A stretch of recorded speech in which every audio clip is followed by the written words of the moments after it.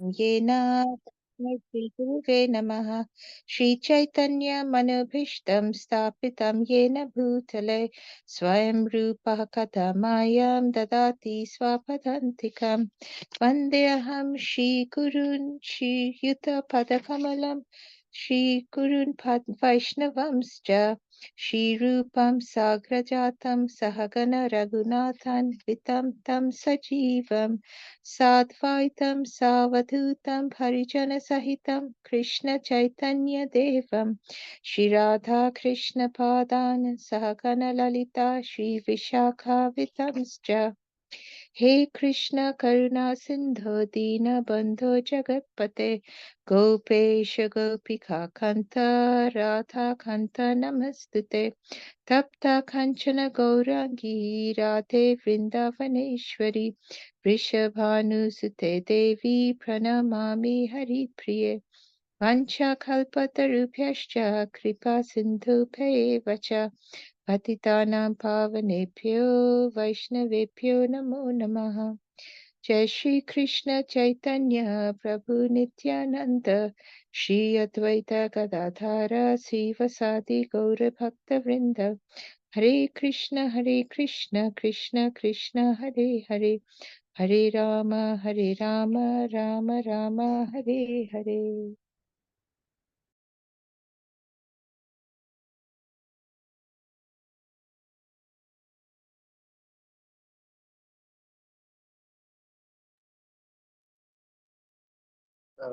Thank you, Your Grace Panchali Kar Mataji, for that beautiful Mangacharana. Prabhuji, we can read the welcome. words if you want. Pardon? We can read the verse. We can read the text and verse if you want, Prabhuji. Yes. So today we are doing Canto 2, Chapter 8, verse 23. Okay. Shall I read it, or do you or Pamela Mataji want to read it, or shall I read it? Please read it, Mataji. Okay, Mataji. Hare Krishna. Om Namo Bhagavate Vasudevaya. Om Namo Bhagavate Vasudevaya. Om Namo Bhagavate Vasudevaya. Narayanam Namaskrityam Naram Chaiva Narottamam Devim Saraswati Vyasam Tato Jayamudiraya Nashtaprayasya Bhaktreshu Nishtam Bhagavata Sevaya Bhagavati Ruttama Bhaktir Bhavati Naishtaki. So Srimad Bhagavatam, Canto 2, Chapter 8, verse 23. Yatatma Tantra Bhagavan Vikridati Atma Mayaya Vishrijya Yatha Mayam Udaste Sakshivat Vibhuhu. Translation. The independent personality of Godhead enjoys his pastimes by his internal potency, and at the time of annihilation gives them up to the external potency, and he remains a witness to it all. Purport. Lord Sri Krishna, being the supreme personality of Godhead and fountainhead of all other incarnations, is the only independent person. He enjoys his pastimes by creation as he desires and gives them up to the external energy at the time of annihilation.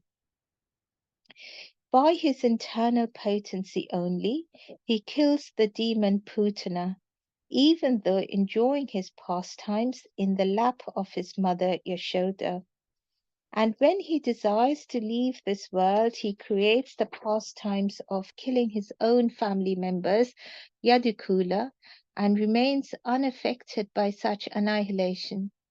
He is the witness of everything that is happening, and yet he has nothing to do with anything. He is independent in every respect. Maharaj Parikshit desired to know more perfectly, for a pure devotee ought to know well. Prabhuji, I think Rukma Prabhuji covered this yesterday. Shall I read verse 24? Yes, I was wanted to read this yesterday. Yes. Yes, okay. So Yes, Prabhu? Okay. Verse 24. Sarvam etachcha bhagavan prichato me nupur vashaha tatvato rihasi udahartum prapanyaya mahamune. Translation by Srila Prabhupada Ki Jai. O great sage, representative of the Lord, kindly satisfy my inquisitiveness in all that I have inquired from you, and all that I may not have inquired from you from the very beginning of my questionings. Since I am a soul surrendered unto you, please impart full knowledge in this connection. Purport. The spiritual master is always prepared to impart knowledge to the disciple, and specifically when the disciple is very inquisitive. Inquisitiveness on the part of a disciple is greatly necessary for the progressive disciple. Maharaj Parikshit is a typical disciple because he is perfectly inquisitive. If one is not very inquisitive about self-realization, one need not approach a spiritual master simply to make a show of discipleship. Not only is Parikshit Maharaj inquisitive concerning all he has inquired about, but he is also anxious to know about what he has not been able to inquire. Factually, it is not possible for a man to inquire about everything from the spiritual master, but the bona fide spiritual master is able to enlighten the disciple in every way for the disciple's benefit. Hare Krishna. So maybe we can discuss a bit together, just do a kind of reflective session. If that's okay, Prabhuji and Mataji, whilst we wait for... Yes, please. Yeah, Hare okay. Krishna. Hare Krishna. So maybe we can start talking about. So this verse is talking again about Parikshit Maharaj um, being the true disciple and inquiring about knowledge in the right way. So I think we were discussing the other day, I think when I was discussing about the different ways of asking questions, about how we should ask questions um, with the understanding and with the want to inquire and get knowledge rather than wanting to test people. Because asking knowledge can also be, or asking questions can also be in the three modes of passion, ignorance, or of satyagun or goodness.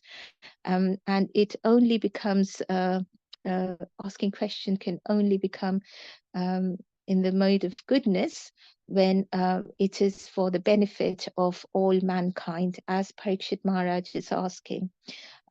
Asking just to satisfy one's own sense gratification is asking questions. Arjuna, initially in the Bhagavad Gita, he was asking questions initially to Krishna about how are you asking me to fight? I just, why should I fight? So he just wanted to get an answer from Krishna, telling him, oh yes, I understand, it's a bit difficult for you fighting your own family and friends. So that was questions only to satisfy our own senses, own curiosity, own understanding, own knowledge, and it's limited to oneself. So it's very much based on sense gratification or passion. So that's in the mode of passion. Whereas if it is, questions asked only to test someone or only to put down someone, or be sarcastic about somebody or wanting to show off one's ignorance. And in this case, we remember how there's in Chaitanya Mahaprabhu's Leela, we see how, does anyone remember what was the name of that Pandit, the great Pandit who wanted to have a battle of knowledge with Mahaprabhu?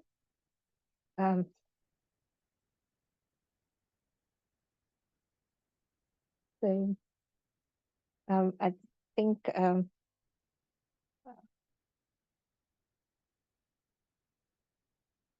forget his name. Yeah, I think it was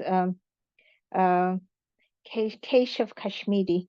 Keshav Kashmiri, he was a great devotee of the goddess of learning, Saraswati, and he was favored by her. So he was very confident about his intellectual abilities. So he had and he used to go everywhere showing off his knowledge. And so he heard about Mahaprabhu, who was very well known by, in Navadvipa, because Mahaprabhu, from his very young age, he used to teach and he used to defeat everyone in knowledge. So Keshav Kashmiri, he came to Navadvip and he wanted to ask Mahaprabhu questions and basically show off his own knowledge. And to cut a very long Leela or pastime short, Mahaprabhu showed him his mistakes, because Keshav Kashmiri, he composed a poem about the Ganges, and Mahaprabhu could find mistakes in grammar in that poem.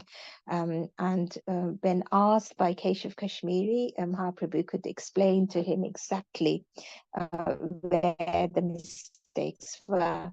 And Keshav Kashmiri understood. He went back, and in his dreams, Mother Saraswati came and told him, who are you trying to fight? You were trying to fight the Lord himself. But also she made him understand that you were asking questions that just show off your knowledge. And that is not the purpose of asking questions. Asking questions is to gather knowledge. Asking questions should always be done in humility. And that is what the Shastras teach us. And this verse is teaching us the same. It's teaching us how Parikshit Maharaj, he with humility, he was asking questions to Sukdev Goswami, and it starts and it asks, it tells us, the Papa tells us how the spiritual master is always prepared to impart knowledge to the disciple, especially when the disciple is very inquisitive. And because Parikshit Maharaj he was asking questions for the benefit of everyone, he forgot about eating and sleeping and drinking water. And there was Sukdev Goswami, because Parikshit Maharaj was so inquisitive and so full of enthusiasm, even he was full of enthusiasm. So we see when we go to some places where we are listening to lectures being said, we see if the audience is enthusiastic, then the speaker gets very motivated and enthusiastic, because that energy comes from the audience, the people who are listening. And that is exactly what was happening. And the purport emphasizes that Sukdev Goswami was able to speak so beautifully about the Lord and his pastimes and his devotees was only because Parikshit Maharaj was the perfect listener. I mean, when we look at the Navada Bhakti, the 9 ways of praying to the Lord and achieving perfection, Shravanam, Kirtanam, Vishnu Smaranam, Padasevanam, Archanam, Vandanam, Dasyam, Sakyam, Atmanivedanam. And these 9 ways of praying to the Lord, as Prahlad Maharaj says, but it has always been present. Yes, Prahlad Maharaj says it, but it has always been present, these 9 ways of of offering obeisances or praying to the Lord or loving the Lord and or being a devotee. And right at the beginning is Shravanam, and the example given of someone who perfected the art of Shravanam in being a perfect devotee is that of Parikshit Maharaj. So he personified the act of Shravanam, the very, very inquisitive speaker, inquisitive listener, not just a listener, but also a disciple who has surrendered to the Guru. And it also takes back to all the other pastimes across the Shastras, where we see even in the Bhagavad Gita, where the whole first chapter, Arjuna was giving so many reasons to Krishna about not wanting to surrender. But then come chapter 2 in verse 9 and verse 9, verse 10, verse 9, I think. Apologies, I'm just speaking, I haven't prepared, so I'm just speaking whatever is coming to my mind. So I pray to both of you, if I go wrong anywhere, please stop me and please correct me. I think it was Bhagavad Gita chapter 2 verse 9, when Arjuna said, I'm leaving everything, I just do not want to fight at all. And even the Gandiva bow, which Arjuna never gave up, the Gandiva bow, it was always with him. Because he had acquired so many celestial weapons, and his bow, the Gandiva bow, was famous, and Arjun would carry that with him wherever he went. He would never ever want to part with his Gandiva bow. But when he was so overcome with grief and depression, seeing his own people standing on the other side of the battlefield, especially elders like Bhishma Dev and Dronacharya and Kripacharya, he was completely depleted, and even the Gandiva bow slipped from his shoulders, and he just told Krishna that I can't go on, and then he surrenders to Krishna. He says, "You guide me, you tell me what to do, and I'm ready to listen." Now, this tells us two things, that, yes, Arjuna was put under temporary illusion just because Krishna wanted to impart the knowledge of the Bhagavad Gita to the whole of mankind. Similarly, Parikshit Maharaj, the great devotee, the perfect devotee, he's a Mahabhagavat, he was put under temporary illusion. And because of that, he got that curse from the sage's son. But he was made the medium so that Sukdev Goswami could impart the knowledge to the whole of mankind. We see so many commonalities, and every single time these devotees, instead of completely going either berserk or going angry or becoming angry or giving up on life, what they do is they inquire. And how do they inquire from their gurus? They inquire with submissiveness, and they surrender completely. And when they surrender, that is when the guru starts imparting knowledge, because surrendering is the key to everything. Right at the end of Bhagavad Gita, Krishna says, Sarva dharman parityaja mamekam sharanam vraja. Give up everything, Arjuna, give up all kinds of things, just surrender unto me. You can forget everything I told you, just surrender unto me, and I will take care of you. And he finishes the words with Ma Sucha. Don't worry, Arjuna, don't worry, I will take care of you. And this is the kind of complete blind faith that one has to have upon a guru. And that is what is being mentioned in this purport as well, that the spiritual master is ready to impart all the knowledge as long as the disciple asks it in the right way. And this inquisitiveness on the part of a disciple is very, very necessary. Why? Because it establishes progressiveness. It establishes advancement in spiritualism, in Krishna Bhakti, in Krishna Prema. Because not everybody is able to reach that stage of Krishna Prema immediately, but it takes gradual steps. So we see in the Vedas, why is there such a big chunk on Karma Kanda? And what is karma kanda? It is, where fruitive activities, where people worship for getting some material results immediately to satisfy their material senses. So people go and do pujas on wanting to get good results in exams, or wanting to marry somebody, or just to satisfy their own material senses. And the Vedas, which is the eternal knowledge, the Vedas is eternal, just as the Lord is, because it comes from the Lord. The knowledge comes from the Lord. So why is it that when we know that satisfying material senses is not going to give us Krishna Prem, is not going to give us the ultimate result of advancing in the spiritual path? Why is it that the Vedas, which is the topmost knowledge of everything, that the Vedas assign a chunk of it, a big chunk of the Vedas is assigned to karma kanda, or fruitive activities where people worship just to get some results? And that is because not everybody is interested in self-interest, in self-realization.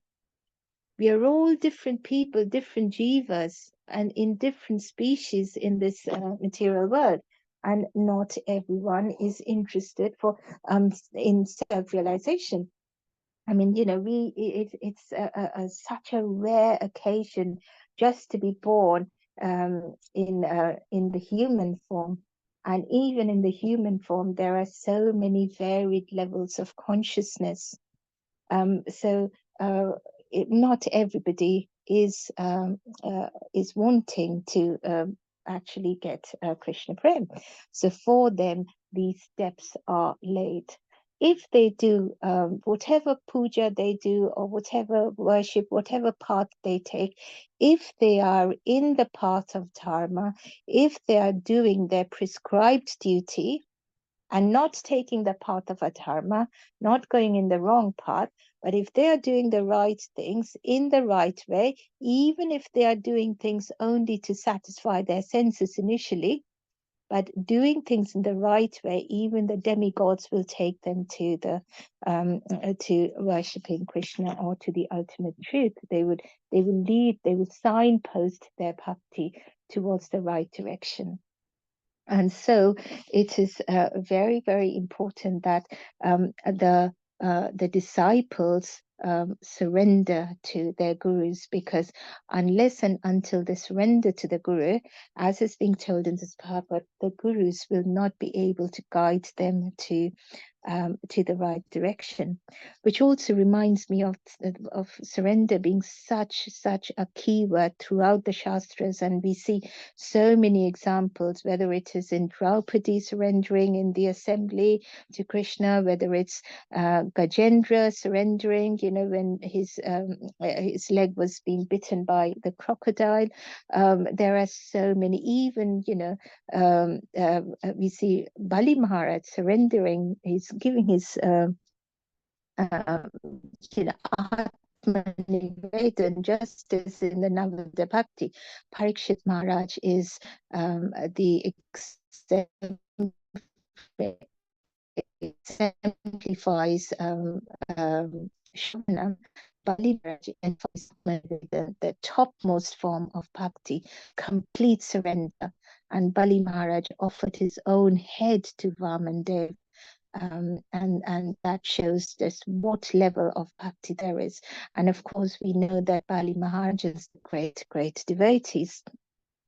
But over here, I also remember of another very, very sweet pastime around surrendering. So one day, Lord Krishna and Radharani, they were walking, spending time and walking in Nidhivan. Do you know Nidhivan, where Nidhivan is? Nidhivan is where, if you've been to Vrindavan, well, I haven't had the fortune of being there, but I've heard about it. But Nidhivan is a beautiful, beautiful forest where Van means forest, and Nidhi is the name of the forest. That is where Radharani and Krishna has lots and lots of pastimes, and they love being in that forest. So one day, Radharani and Krishna, they were walking along, you know, in Nidhivan. And Krishna saw that there was a lot of dust, not dirt, but dust, lot of dust under the feet of Radharani. So Krishna wanted to take his uttariya. Uttariya is, you know, if you see Indian men wearing dresses, sometimes they put a cloth on their shoulders.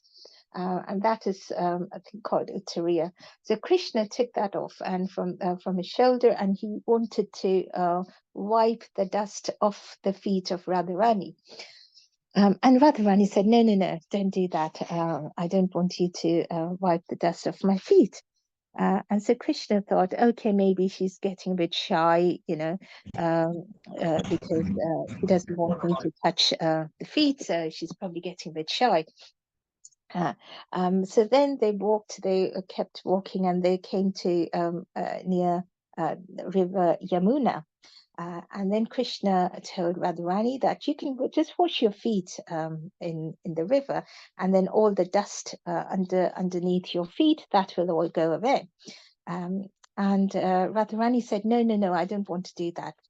And then Krishna got a bit curious. She said, why, Radharani? It's not even me touching your feet. So why don't you, you know, it's just Mother Yamuna. And Mother Yamuna is such a great devotee. She washes away all dust. And Radharani says, no, I don't want to do that. And Krishna says, why, Radharani? And Radharani says that whoever takes shelter of my feet, I never, ever let them go. And so that is the reason, you know, we see why in Vrindavan people say Radha, Radha, Radha more than Krishna. And the reason I bring this up is for this purpose is because we are talking about surrendering to our Guru. And Radharani is the ultimate Guru. Our gurus takes blessings from Radharani because if Radharani is satisfied, she automatically takes us to Krishna. Krishna says in Bhagavad Gita, you have to surrender unto me. Unless and until you surrender to me, I will, you know, I will not be able to, as being said in this purport, you have to the disciple has to surrender and has to be properly inquisitive. Otherwise, the master is not going to give them the knowledge. Because otherwise, as the purport is saying, if one just goes to the guru and asks questions, sometimes it may just be to show that, you know, I just want to be a disciple. You know, I've got a thread, a tulsi mala around my neck. If it's men, I've got a shikha, or, you know, anybody, I wear a big tilak, so, you know, people know that I'm a devotee and I've got a guru. But that is not the purpose. The external is never the purpose. You would see great devotees, you know, without making any kind of show. Being the humility is the show. Humility is how you recognize a great devotee by. So when we surrender to a guru, when we surrender to Krishna, that is when the gurus start giving us knowledge. And when we are surrendering to Guru, we mustn't forget Radharani. And again, I bring in Radharani because Sukadev Goswami was a disciple of Radharani. He couldn't even speak the name of Radharani properly in the whole of Bhagavatam. He just mentions her briefly in the 10th canto, just briefly, and that too as Aradhita rather than Aradhita, someone who does Aradhana, someone who does puja to Krishna. So he doesn't, he's not even able to mention the name of his guru. But all the knowledge, he knows that by surrendering unto Radharani, she automatically takes us to Krishna. And so when we talk about Parikshit Maharaj surrendering to Sukdev Goswami or any disciple surrendering to their guru, it has to be in the right way. It has to be like Maharaj Parikshit does, because it is not possible for someone to inquire about anything from the spiritual master unless and until the spiritual master is a bona fide master. And it is only a bona fide master who is able to enlighten us, who is able to give us complete knowledge and take us to Krishna. Because gurus, they speak to the Paramatma. And this reminds us again of a couple of other pastimes where one of my Shiksha gurus, she was saying that, when she went to meet her guru knew that she had changed jobs. Her guru knew that she had just, overcome a bit of ill health and she's better now. So her guru was asking about all these things. And she said, but I didn't mention anything to them. And then I could understand it is because I have Paramatma inside me. The Guru has Paramatma inside him, and the Guru talks to the Paramatma. The Guru is directly connected to the Paramatma, and the Guru gets all knowledge about me. Because when I surrender completely to the Guru takes control of me. The Guru takes control of my entire welfare. That is the role of a bona fide guru, not a guru who is, who just makes a show. We see so many people nowadays donning the garb of a guru, but they are really not bona fide gurus. They are not really true gurus. We see many a times gurus just wanting disciples if they are wealthy, or if they have power or fame, or if they can get any benefit from their disciples. Now, that is where the Shastras tell us over and over again, and that is why Prabhupada mentions the word bona fide spiritual master so many times in so many purports, over and over again, as he did in this purport as well, that you cannot be a guru unless you are an authentic guru, unless you talk directly to Radha and Krishna, because the gurus do. You cannot give shelter or enlighten another person if you are not in direct contact with the spiritual, with the supreme. And that is what we have to see when we are going to our gurus, when we surrender to our gurus, when we ask questions to our gurus, not to test them, because we have to respect the fact that this is a person. The guru is the representative of Radha and Krishna in this material world for me. So I really mustn't disrespect them in any way by asking questions in the modes of passion or in the modes of ignorance. My questions need to be proper. They need to be authentic, and most importantly, they need to be relevant. Not questions about just general materialistic things. And that is the reason we are always told that when you visit temples, you're in front of the deities. Please be careful that you're not talking about your daily activities in front of them, because that is nothing. When you're in front of the deities, your attention, your complete attention should be on the deities. You should be talking to the deities. Talk to them directly. They hear everything. You know, if you're unable to talk to them directly, remember your guru and then talk to them, and the guru will take your words to the lordships. But when you're at the temple, do not disrespect the deities, because the deities are none but direct incarnations of the lordships. Whether it's Radharani, whether it's Krishna, whether it's Gaurnitai, they are direct incarnations. Prabhupada said, one of them was one person was asking Prabhupada, you know, so these are just deities. So we have to just remember Krishna when we see the deities? And Prabhupada got very irritated. He said, this is Krishna. You don't have to remember Krishna. This is Krishna. The deity is Krishna.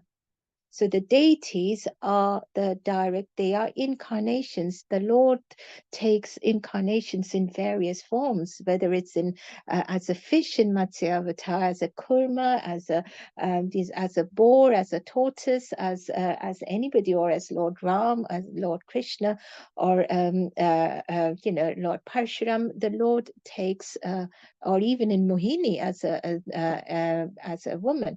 So the Lord has various incarnations, and the deities is one of the incarnations of the Lord. We have Ratha Yatra coming up, and so in some places the Ratha Yatra is happening. In London, we had Snan Yatra last Sunday. So we were all able to bathe Lord Jagannath, Mother Subhadra, and Lord Balaram. So we were not bathing wooden deities or stone deities in some places. So we were actually bathing the lordships.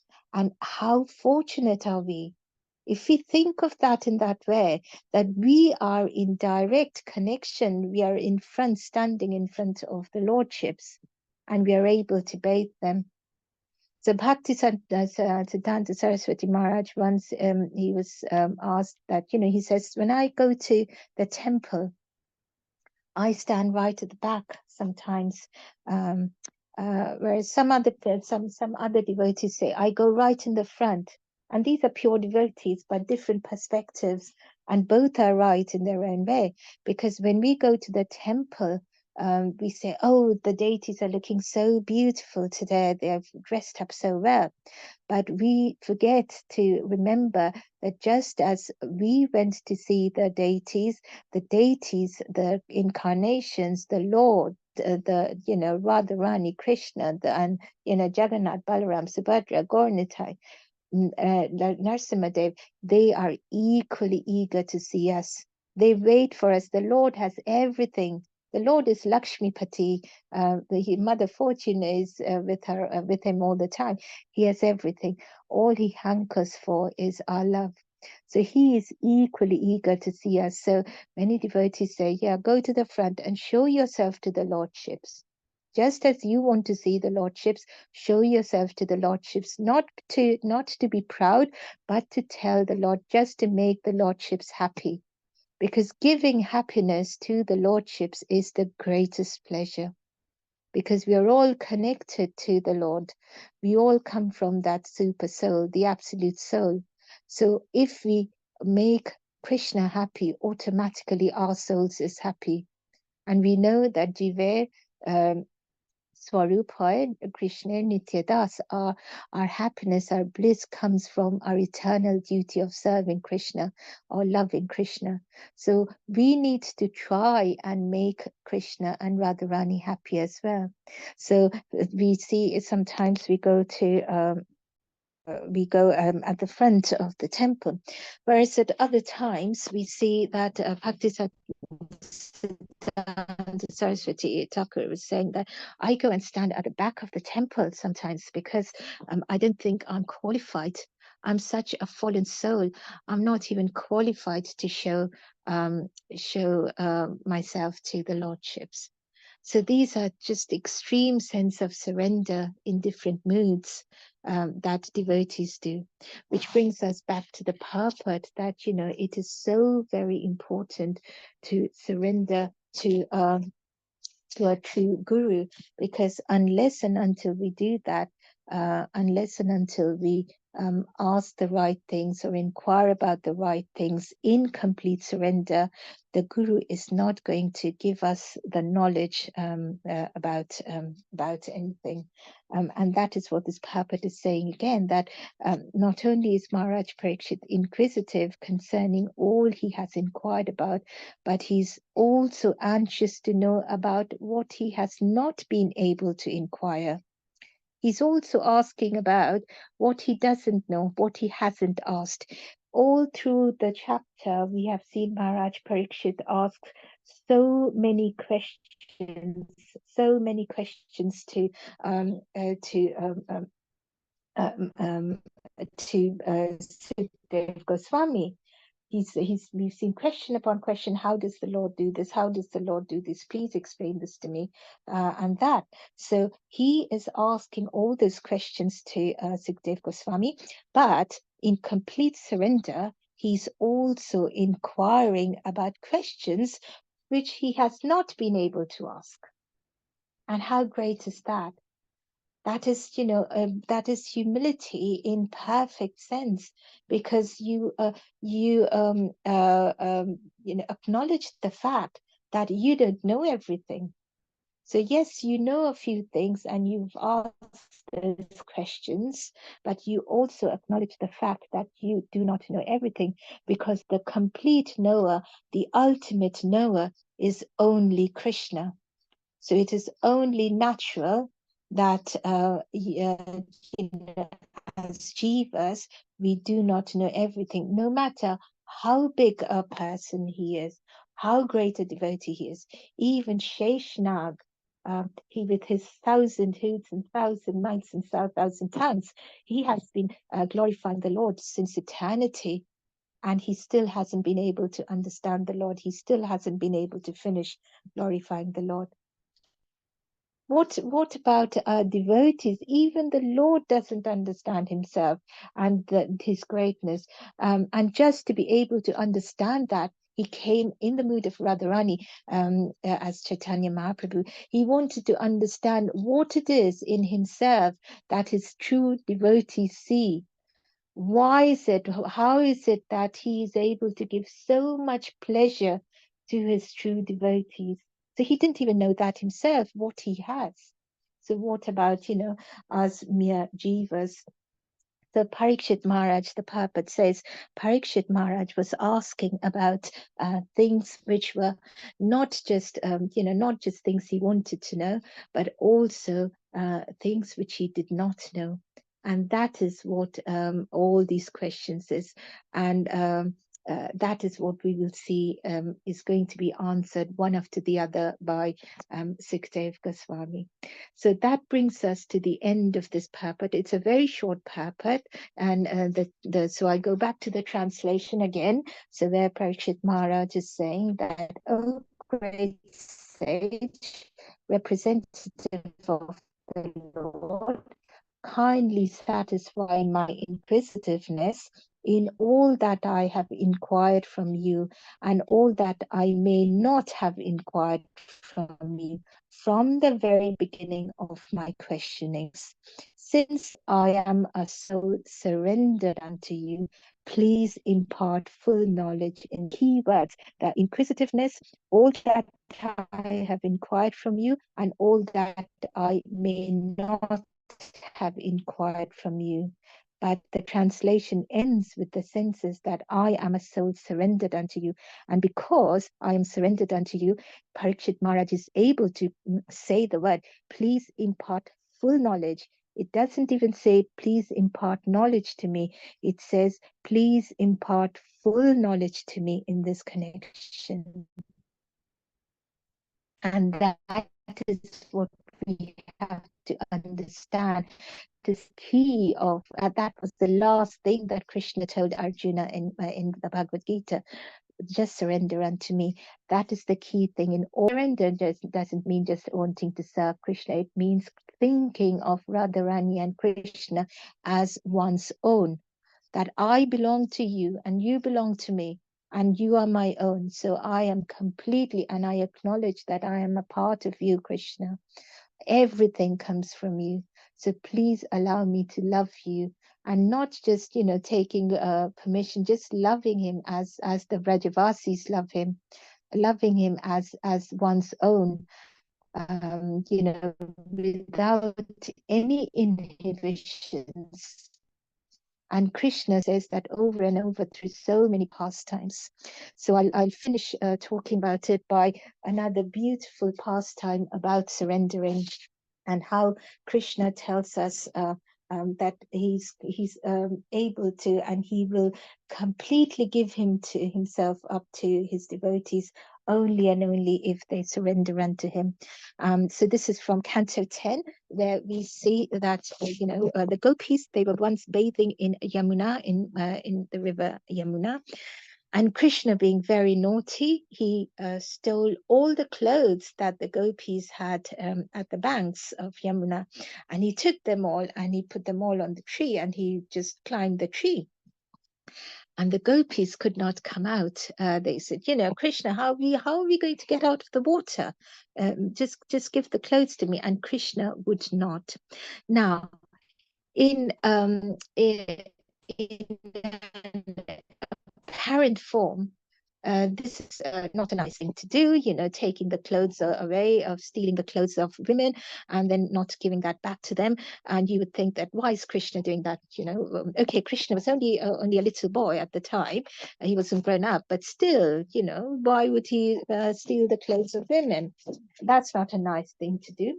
However, what have we been taught through this? What is Krishna trying to tell us? It is not these materialistic understandings. In our material minds, we just get to understand, yes, Krishna has stolen the clothes of some women and he's hidden that. And Krishna wants those women to come out naked from the river. In a simplistic and not really nice materialistic way of thinking, that is what we understand. However, what is the Shastra trying to teach us through this pastime?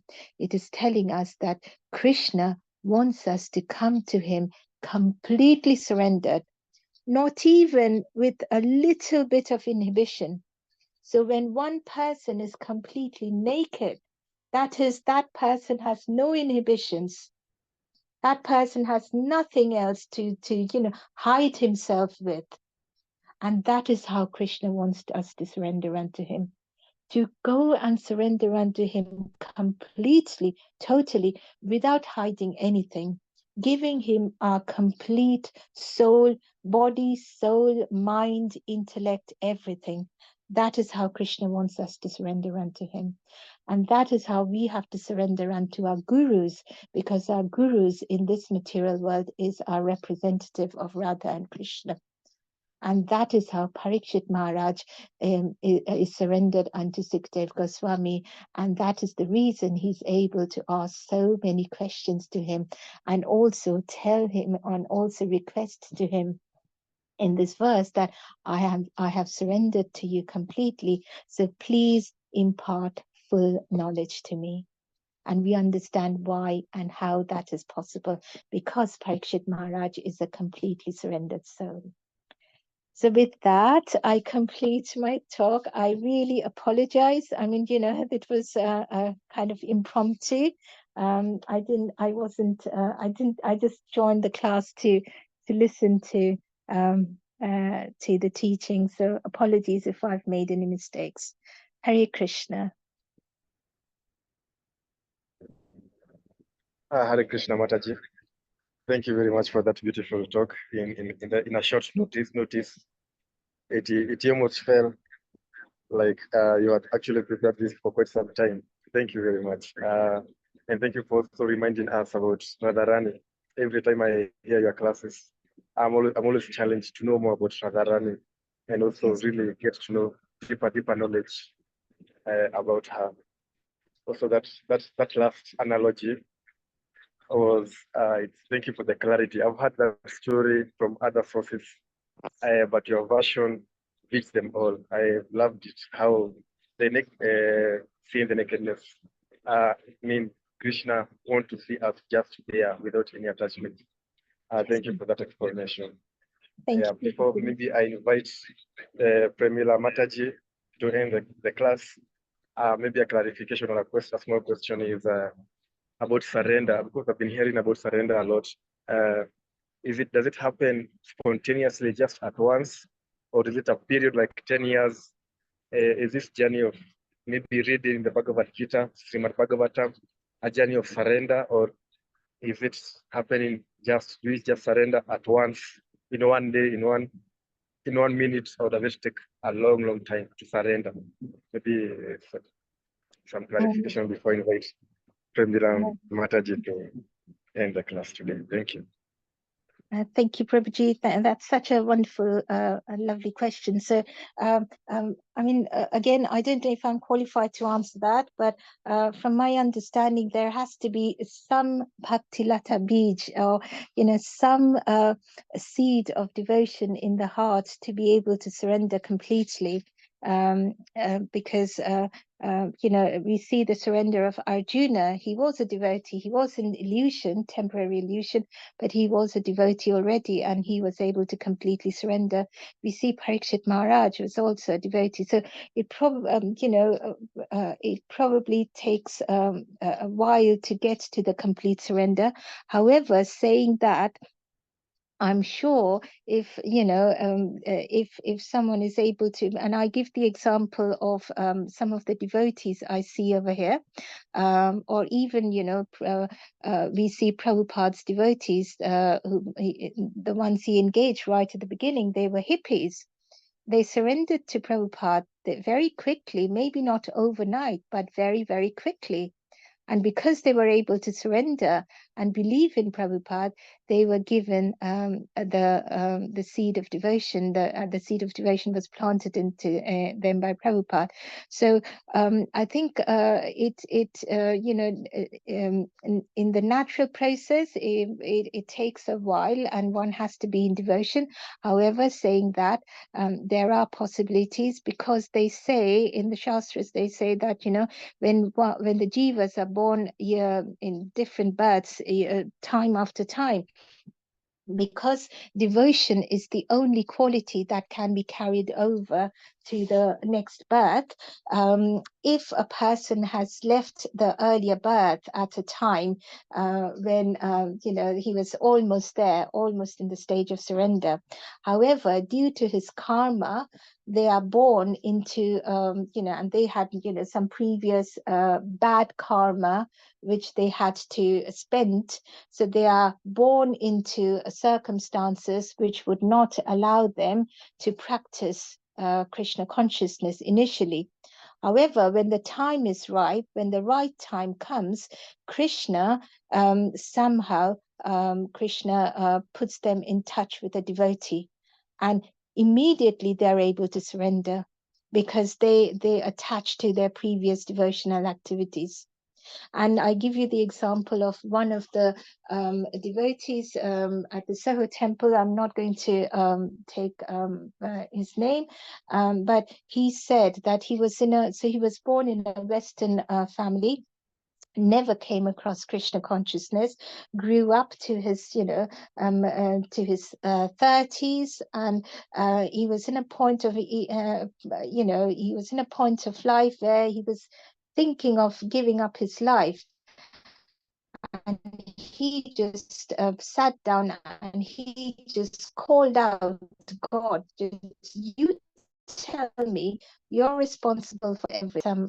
Hare Krishna devotees, and immediately, literally within days, he was able to take up Krishna consciousness. He was able to leave everything, and he found the greatest joy in Krishna consciousness. So surrender, I suppose, it's very, very individual. And it's related to so many things. It's probably not a black and white answer, Prabhuji. But yes, it requires practice. It requires the mercy. Mainly, it requires the mercy from gurus. It requires the mercy from Radha Krishna as well. But we have to have that endeavor. We have to call out for the lordships. Only then they will give us that mercy. Whether we call out, all of a sudden, and the mercy comes all of a sudden, or we go through a bit of practice and then we are able to surrender. It depends from person to person, but that complete surrender is so difficult because once you completely surrender, that is when you taste real Krishna consciousness. And so many of us, and I can only speak for myself, it's so very difficult being in this material world. We say, okay, we leave everything to Krishna. We are not going to worry about anything. And yet in times of distress, we are not able to be what Krishna tells in the Bhagavad Gita. He defines as such self-realized people as Sthita Pragya. Sthita Pragya, someone with a calm, peaceful mind, a self-realized person. They are not changed in their behavior in times of distress or in times of happiness, and they are completely surrendered. So such a person, it's so very difficult to reach that stage, but there are people, so many people in this world who are able to do that, Prabhuji. So I'm really sorry, I don't know if that answers your question, probably not directly, but apologies if I haven't been able to answer.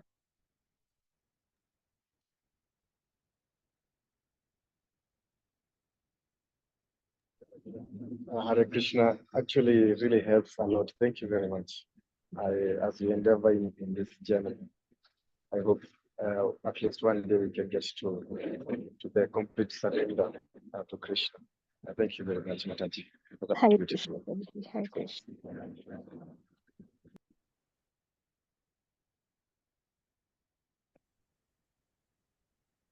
Thank you, Mataji, for your wonderful discourse. Unfortunately, I had to miss a fair amount because I had a very important call came through. But it always amazes me and baffles me the amount of knowledge you impart to us, and especially on a day like today where you spoke unexpected, not prepared. Just shows how knowledgeable you are, and we really, really appreciate, your discourses. So thank you so much. If everybody would unmute and Thank you, say kind your Mataji. Thank you for giving this the opportunity to do service. I think it's because I'll be missing service tomorrow because I have to work for late. I was just telling Radha Krishna that I'm just missing talking. So it's again their mercies and your mercies that they probably gave me the opportunity to do service. So thank you very much, Matajis and Prabhujis. Okay, so if everybody can unmute and say the Hare Krishna mantra to glorify Panchali Mataji, so she continue her beautiful discourses to all of us. Please say the Hare Krishna mantra. Hare Krishna, Hare Hare Krishna, Krishna, Krishna Krishna, Hare Hare, Hare Hare Rama, Hare Hare Rama, Rama Rama, Hare Hare Hare. Hare. Vanchakalpa Kripa Vacha Patitanam Pavanebhyo Vaishnavibhyo Namo Namah. Srimad Bhagavatam ki jai, Srila Prabhupada ki jai, Her Grace Panchali Mataji ki jai. Thank you All very glory much. to the assembled devotees. Hare Krishna. Hare Krishna. Thank you, Prabhujis and Matajis. Thank you, Mataji. Hare Krishna. Hare Krishna.